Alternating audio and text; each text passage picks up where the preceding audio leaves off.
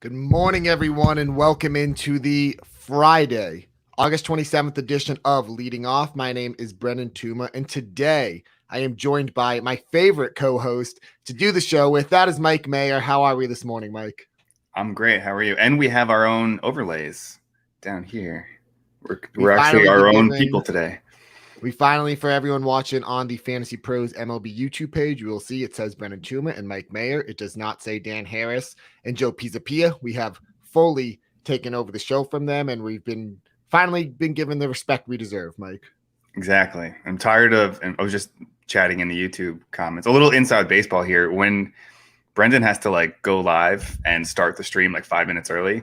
And I don't know if this happens for everyone else, but for me, the stream vanishes. So I'm just in darkness for 5 minutes. So I actually have to open up YouTube to see the countdown. Otherwise, I would just be sitting here nervous for 5 minutes waiting for it to start. So that's why I hop in YouTube and actually start chatting for 5 minutes before the show starts. That's nice. I like that. So Peanuts and the Cracker Jacks, we can keep that between us, that this is the preferred duo and everything. We don't need to be going to tell Dan Harris that in the Discord or anything. If you are not in Discord, you really should be and need to be. If you're still watching our show right now, it's August baseball. We've talked about this a decent amount, then you clearly love baseball and fantasy baseball, and for some reason you might like us. So there's just so much conversation going on in there. Highly recommend getting involved in the Discord. And Joey P was in there this morning crapping on the Matrix. I don't know if you noticed that. Wow, I'm gonna have to make him an ally in this then, because this has become a real problem for me and my family. People are not happy with us, and it's not going too well. So there were some good things. There's a lot to get to, Mike, so I do want to get right into it. There's a lot of Red Sox good notes here, which, for you and I, that is a pleasant thing to see. Chris Sale becomes just the second pitcher in big league history to throw 3 immaculate innings. I'm going to let the chat guess on who the other one was before naming it, just in case anyone might want to take a stab at that. But that was kind of surprising to me that only 2 pitchers had ever done that before. Yeah, that was interesting. I was surprised too. The name was not surprising once I saw that going around, but that only 2 pitchers had ever done it 3 times. I would assume that Randy Johnson and Roger Clemens had done it a dozen times. Yeah, Greg Maddux. It would have been a ton of names. So good for Chris Sale. So he went 5 1/3 innings, 2 earned runs, 8 strikeouts. He's not going deep into games, but he looks great. And I would have to say at this point, obviously he's must start. I think going into next year, it's going to be an interesting rank for him. Top 12, top 15 starting pitcher, perhaps. Yeah, he's going to have that injury concern built in, probably. Injury concern, innings concern. That's something I always look at is how many innings is he going to throw this year, and then how many innings can we project him for next season. I was actually looking at his StatCast numbers last night because just watching him, it feels like his slider is super slow, and I was like, is it just me? And apparently it looks like it is just me, because his slider has always kind of been that slow. It's just maybe because I hadn't seen him in a long time and I'm used to how good he's been. I'm just I see he throws a 95 mile an hour fastball and then a 79 mile an hour slider. And I was I could have swore he was hitting mid 80s at least with that slider. But looking at over the years, I guess it does sit around 80.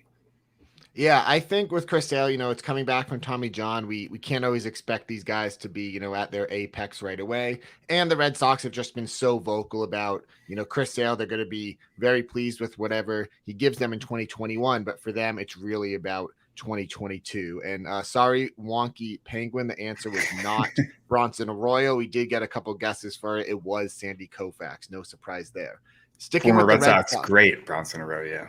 That's true. Do you know who he was traded for? That's a good trivia question for another time. I don't remember whenever I think of Bronson Arroyo, I remember that he's the one that Alex Rodriguez punched, ball punched his wrist and got called out. That's all I ever remember. A year or two later, they traded him for Willie Mo Pena. So yeah, a really fun. I thought Willie Mo Pena was going to be so good. Almost did. He was sticking with the Red Sox. Rafael Devers hit his 30th homer of the season. He also had a stolen base in this one. Rafael Devers is a stud. Would you agree, Mike? I would. He has been struggling lately, though, and looked kind of lost at the plate. So it was good to see him, connect on that moonshot last night. Yeah, and he became just the second Red Sox hitter under 25 years old to have multiple seasons with 30 homers, joining Ted Williams. Some other good young players, Jonathan India went 2 for 4 with a homer and 3 RBIs and 2 runs scored. He's going to wrap up the National League Rookie of the Year race. I just want to know on him, if you play in a points format or OBP league, he becomes even so much more valuable. He's so good at getting on base. Yeah, I actually grabbed him on waivers like not that long ago, like not like yesterday, but like a month ago, maybe, like way too late in the season to grab him on waivers. And it was in a keeper league where like I have all these big names, and I was just doing like, I started out hot and I just started fading. I have like Trout, Yelich, Francisco Lindor. Like I built this keeper league team over years, and now I'm like, I started hot, I faded, and now I'm like riding into the playoffs with like Jonathan India and like Kike Hernandez and Colton Wong. There you go. They're all doing well right now, at least. We got a comment here from Spine Ticks about Jonathan India rookie cards going up. I love that the baseball card market is, just really popping again. I think I just think that's super cool. And I think, it's something to get into another time. But well, yeah. Did you see real quick on that? Did you see those new like Fanatics deals with baseball cards? Yeah. I think the NFL's doing it too. Yeah. No longer Tops. Yeah. They're going to Fanatics. My dad owns a sports card and memorabilia store, so I have a lot of just knowledge about the industry and everything. I think it's really cool. We'll save it for our sports card podcast. The Yankees won again, their 12th in a row, longest winning streak since 1961. Moving over to the bad, the Mets are 2-11 in their past 13 games. I've been watching a lot of Mets games because they've had some West Coast games lately, and it's just been brutal. I think they played the Giants, the Dodgers, the Giants, and the Dodgers. That is not a fun string of games for them, and it's not going well. Especially when you're already struggling. Those aren't the teams you want to play.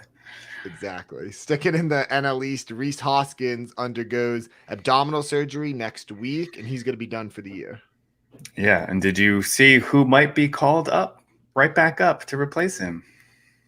Fill us in, Phillies insider. Alec Bohm, who I will die on the hill saying that Alec Bohm is good at baseball. Maybe not good at fielding the baseball, but good at hitting the baseball.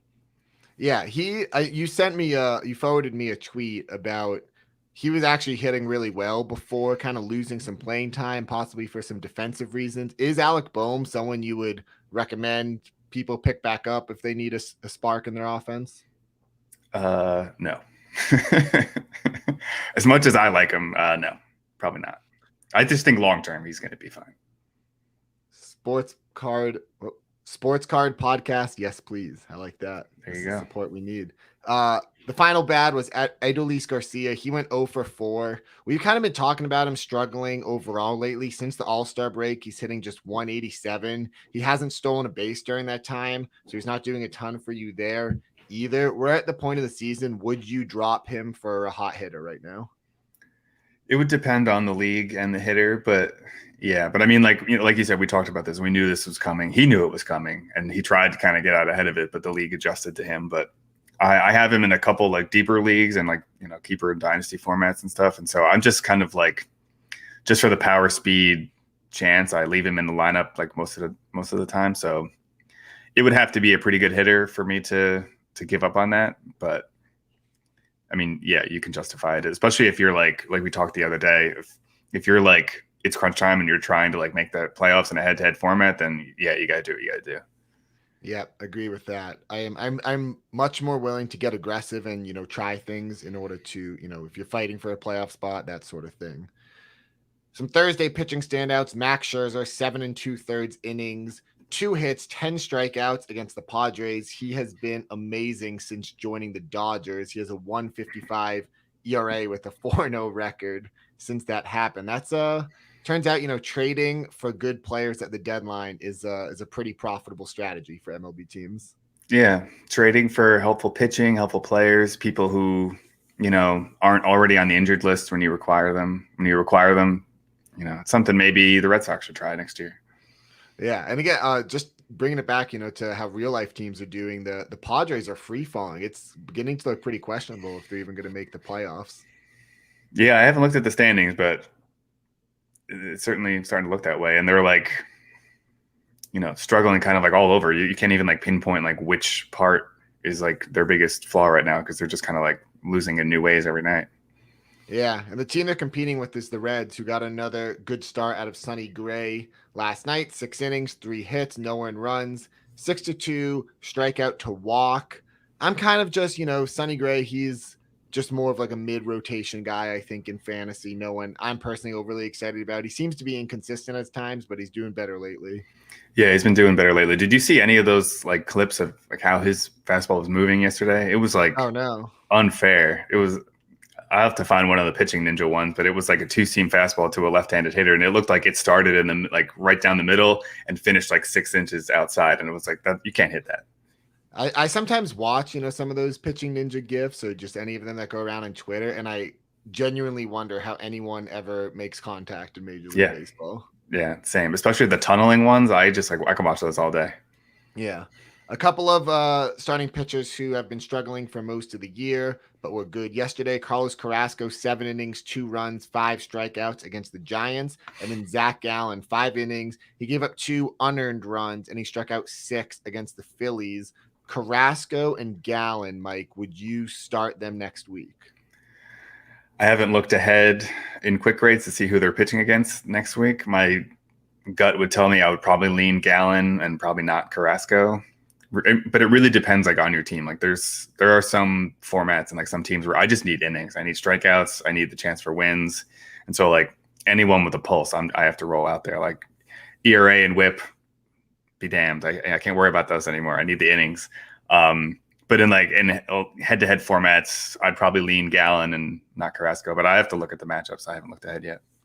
I agree with that. I think I would lean Gallen a little bit as well. And then we had a note on Keegan Aiken of the Orioles, who had 7 innings of 1-run ball with 6 strikeouts. He lowered his ERA to 7.26 with that outing. And guys, before the show, Mike was telling me he's really excited about Keegan Aiken, and he thinks you should all go pick him up.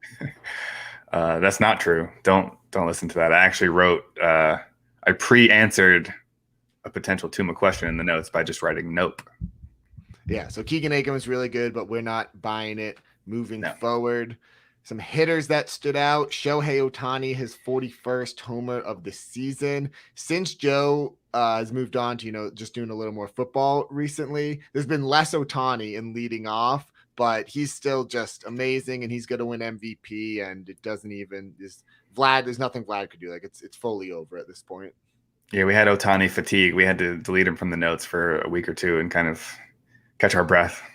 Yeah, but he's still so good. He just keeps popping in there. Yep. Some other milestones. Starling Marte reached his 40th stolen base, which he has since the trade. A lot of people thought, oh, the A's, Moneyball, they're not gonna like to run that much. In 25 games since the trade, Starling Marte is hitting 355, and he has 18 stolen bases during that time. He's running more than he was in Miami. He's been a savior. That's insane. I know, that's insane. I'm old. I'm also old enough to remember when we were worried about him not stealing bases with the A's 3 weeks ago. Yeah, I've never been in on Starling Marte, admittedly, so I've always kind of missed out. I just never thought it was worth it for the 15 homers, 25 steals. I don't play in a ton of roto leagues, so that might be why as well. But man, like he's just been amazing, and he's a free agent this year. He's someone I think the Red Sox should take a look at. Yeah, he would have been a great addition at the trade deadline as well. But they got Kyle Schwarber. They're fine. Kyle Schwarber's on the standouts for today. He went 1-for-1 with a double and 4 walks. So in those OBP leagues, Kyle Schwarber is doing really well. He is hitting since he's been activated from the injured list. Like he's hitting really well. Finally appeared at first base last night. So that could be, something that would really help his value moving forward too. Yeah, I think he started at DH and then they moved him to first base or something like that. Yeah, I did see that in the box score, which is just kind of weird for an American League park, but I think they were honestly just up so much and they just kind of wanted to get him some exposure there, maybe. Yeah, because there were some rumblings before the game that he's been working out there and he's ready to play there, and so I think there was even some talk he might start there. So we'll probably see him start at first base over the weekend.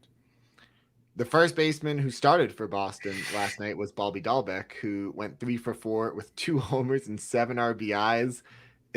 We've done the song and dance with Bobby Dahlbeck before. Is he someone you're interested in?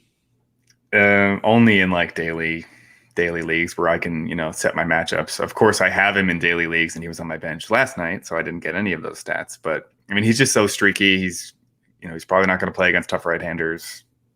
You can't really rely on him in weekly lineup leagues, but if you have the roster space in a daily league, I almost dropped him even in Dynasty until he got hot and also has third base eligibility, and I was really struggling at third base, and so that's kind of an underrated thin position in fantasy this year, I think, is third base. But maybe that's just my terrible teams. Yeah, streaky power, but you can't rely on him to keep doing this. Dan and I, the 2 times we were on this week, have been talking a lot about 2022 value. Someone I think is going to be really interesting is Cedric Mullins. He went 1 for 4 with 2 more stolen bases. He's up to 22 homers and 24 steals this season. I kind of think he's going to be like a top 36 player next year. I don't know if I would personally take him there, but people, go really crazy for those, power speed combos early in drafts. Yeah. Do you remember back in the first week of April, the second week of April, you and I were chatting it up with people on Clubhouse, and someone asked about Cedric Mullins, and we kind of stuck our nose up at him, and I'm going to take the L on that one. Yeah, that was, I do remember that. I think it was actually our friend Brad who was asking about him. We were like, no, you don't need to. We know who Cedric Mullins He's just is. A guy. Yeah. Turns out we didn't know who Cedric Mullins was. A final stolen base note, tons of steals yesterday. Jose Ramirez went 2 for 3 with 2 walks and 3 stolen bases. We know Jose Ramirez is a stud, but that's just a very nice performance for him. He did not homer for Dan Harris, though, which is the most important Jose Ramirez stat from last night. You're supposed to remind me to make sure I don't skip over the home run leaderboard. I will later in the show. Okay, I will. Just making sure. I haven't actually made a call. I'm going to have to look that up while you're talking. Okay. Well, you're going to have a sec here because I'm about to do the Manscaped read. So everyone brace yourself. Leading off is presented by Manscaped, and especially the Lawnmower 4.0. It gives you the ability to turn the 4000K LED light spotlight on and off when needed for a more precise shave. The last thing you would ever want while doing your grooming is an accident, and that's why you need to be safe with the Lawnmower 4.0. Additionally, the new multifunction on-off switch can engage a travel lock, which is huge for people who want to travel. And looks-wise, it's sleek with a 2-tone matte and gloss finish. Even features a hot foil stamped black chrome Manscaped logo. If you're listening to Leading Off and want to get 20% off, you can do so by going to manscaped.com and using the code Leading Off. That's 20% off with free shipping at manscaped.com and using the code Leading Off. Well done. Great transition, great read, perfect all around. Okay, got through that one, so that decreases a lot of the anxiety going on. Some Thursday duds. Hyunjin Ryu, 3 2/3 innings, 7 hits, 7 runs, 3 homers. He's been very inconsistent lately, Mike. Is he someone you'd consider sitting if you're in a playoff matchup? I because of how I acquired him, I think I'm still running him out there and just hoping for the wins and, hoping him just keep the ball in the ballpark and let that lineup do what that lineup can do. And so I'm probably starting him, but yeah, I have him in a bunch of places and it's frustrating. It's been frustrating because it's not just like he was bad for a stretch and then got good. It's that it's been all over the place. If you look at the box score, there's a bunch of 4-run, 6-run, 7-run outings mixed in since June. So that has been tough. The A's-Yankees game last night, there was a ton of runs scored, so neither starting pitcher did well. I want to highlight Jamison Tyone, who had 3 2/3 innings and 5 earned runs. He was someone who the, quote-unquote advanced stats were looking pretty encouraging for a while this year, and then he started to turn it around, but lately he's been struggling again. Yeah, last 3 starts, 14 innings, 11 earned runs, and 13 strikeouts, which was fine, but 11 earned runs over 14 innings. And it didn't look as bad because the first 2 starts was 5 innings, 3 runs, 5 innings, 3 runs, and you're like, that's fine. But then you combine it with 3 2/3 and 5 runs, then it looks bad, which is weird because he was pitching well and the Yankees are surging. So it's interesting to see that he's kind of going back in the other direction now. Yeah, and on the other side, James Caprillion gave up 6 runs in 5 innings. He did have 8 strikeouts, and he's been pretty usable overall. But I think we're at the point with this Yankee streak where we just don't want to be, streaming, questionable pitchers against them. Yeah, they're just unbeatable right now.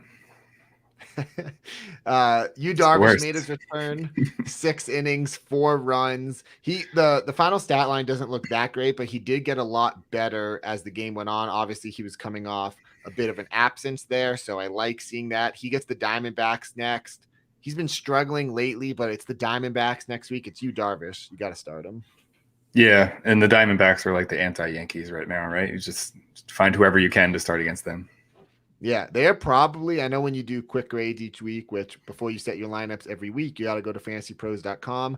On Saturday, Mike comes out with his quick grades article, which I use for all my weekly lineup leagues.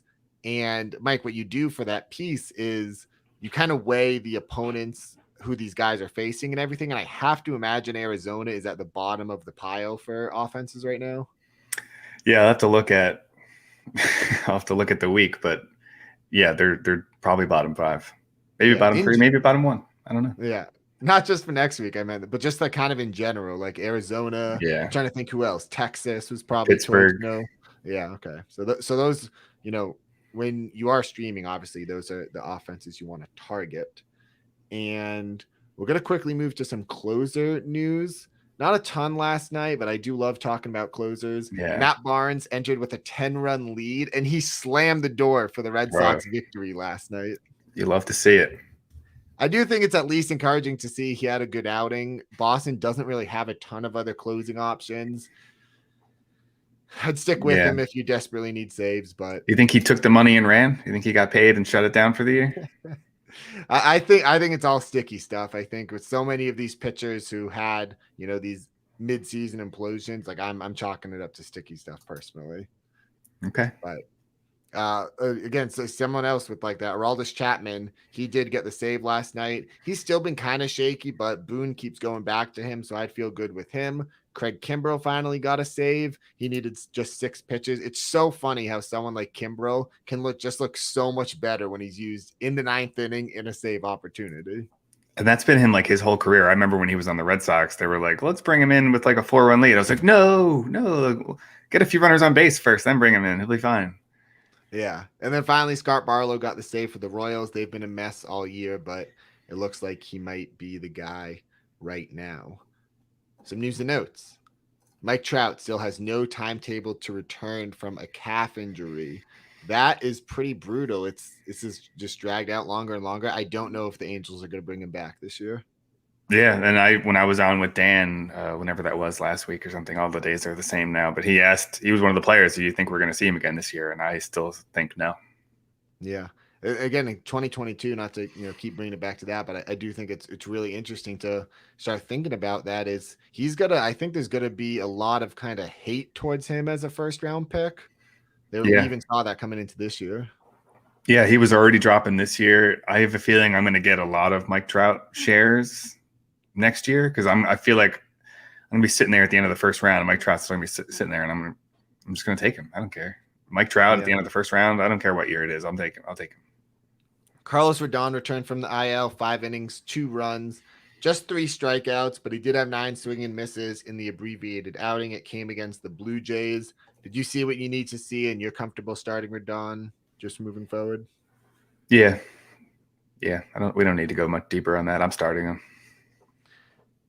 Mookie Betts returned from the injured list. He went 0 for 3 with the walk, but he left the game healthy. That's all we care about. Max Muncy sat last night due to lower back tightness. He's day-to-day. More Dodgers news. Gavin Lux was optioned to AAA. I'm kind of giving up a bit on Gavin Lux here for a while. He would have to do a lot for me to regain my trust in a dynasty format or for next year or anything like that. Yeah, I was already very low on Gavin Lux coming into the year, so I don't have any shares. I was lower on him than, I don't want to say everyone, but definitely in like redraft and dynasty. You and I drafted a dynasty startup this year. I don't have him there. I was always worried about playing time. I was always worried about him against lefties and playing time concerns and struggling in a platoon and playing for the Dodgers. Those are all things that don't go well together because the Dodgers love to platoon players. And so I was already kind of out on him and willing to be wrong if he took that next step this year. And so I'm out on him now. I'm out on him in the future. Luke Voigt sat for his 3rd straight game last night. I know Dan Harris has been giving me a tough time about this Yankees playing time thing, but he sat for the 3rd straight game. I still don't I'm still not, overreacting or anything, but it's definitely annoying, and it's something to monitor with that team moving forward, with all him and Stanton and Judge and Gallo and Rizzo and how they're all going to get in the lineup every day. Yeah, and we were chatting about that a little bit in Discord last night and into this morning too. Just with like how locked in Giancarlo Stanton is now after being like the worst. Now he's just locked in and the best, which is like, I was asking the question in Discord, is there a more like, is there a player with like more extreme hot and cold streaks than like Giancarlo Stanton? Because he seems like sometimes he's just locked in and other times he can't hit a thing.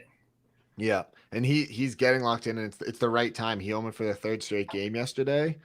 And if you're in, a weekly matchup and your playoffs are about to start or they've already started, like this is like the perfect time for him to be getting hot. I remembered on my own this time. It's time for the home run calls. Mike, can you fill us in on what happened last night? Sure. So Wonky Penguin finally back on the board. She's up to 22 home runs after calling Joey Gallo last night. Perfect transition. And actually, even better transition. That's who I was talking to in Discord about Giancarlo Stanton, was Wonky Penguin. So circle has no beginning. We're right back where we were. So a few more home run calls. Pygo, the Clown Prince, and Derek from Texas, Ak, which I really need to know where that name came from, but we say it all the time on this show. They all called Salvador Perez last night. Pygo's up to 21, and the other two are up to 20. Other correct calls from last night, Brian 92271. I was laughing at Tuma pulling up a Monkey Penguin "Thank you, baby Joey" comment from the chat. Brian 92271 called Gallo. He's up to 17. J Metal K Devers, he's up to 16. Florange Sox, one of my favorite names in Discord. Matt Chapman, he's up to 6. And then Joey McGuire, 23, who only started calling home runs like a week ago, is up to 2 after calling Nolan Arenado. So the leaderboard is still D. Gordon Liddy at 27 at the top, then Randy at 26. Tough guy Joe Pisapia, who has called Bryce Harper for the rest of the season, despite being anti-bot, is third at 24. Useless Panda 22, Wonky Penguin 22, Lawnmower Man 21, Go Cards 21, Pygo 21, a bunch of people at 20, and then Dinger Dan Harris and me at 19 at the bottom of the list. Not at the very bottom, but at the bottom of the sheet list, because I can't include 150 names on the list. I'm really, for me at this point, Joe's now my ally in the fight against the Matrix. So I'm pulling for him, I think, but it's going to be really curious to see if he can pass both Randy and D. Gordon Liddy. So that'll be exciting. Yeah. Before we also, DFS, there's a prospect. I'm just gonna bring it up for you. Go ahead. Before we get to DFS, I just can't ignore a prospect question in the chat. I am sorry, Dan Harris, but Go Cards asked, "What's up with Jeter Downs?" I don't know if you've seen his recent stats. He's hitting like under 100 in the month of August. He's one of the big pieces that the Red Sox got back in the Mookie Betts trade from the Dodgers. I think he's going to get demoted to Double-A pretty soon, but yeah, his stock is free falling this year. Yeah. DFS, we have a full 15 game slate. It's a Friday night full slate of DFS. Great job. Building your lineups around. Great job. You want me to take it from here? Yeah. Okay. So starting pitcher strategies. There's a ton of games. I don't really love a lot of the pitching matchups though, because there are some terrible pitchers going, and the good pitchers seem to be going against each other. So we have two kind of, as Joe would call, pick a side games. Garrett Cole against the A's and Sean Manaea opposing him for the Yankees. I'm probably not going either one of those. I'm definitely not going Manaea against the Yankees and Cole. I'm just not doing that. Cole, you can justify just because he's a true ace, but he is priced accordingly. He's 11,200 on FanDuel. DK is 10,500. Aaron Nola is pretty expensive, and I'm probably not starting him in most leagues either.